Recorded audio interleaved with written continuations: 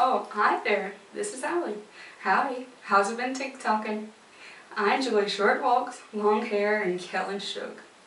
I bring you this public service announcement to make all my Facebookers feel more comfortable with me by introducing my daily routine right here at home.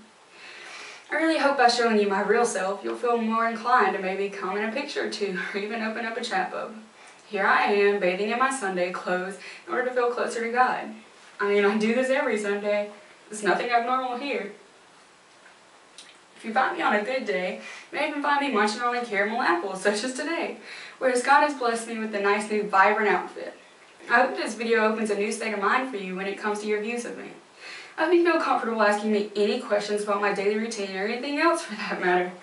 I appreciate your viewing and I hope we can chat sometime soon. Ooh, it's nippy in here.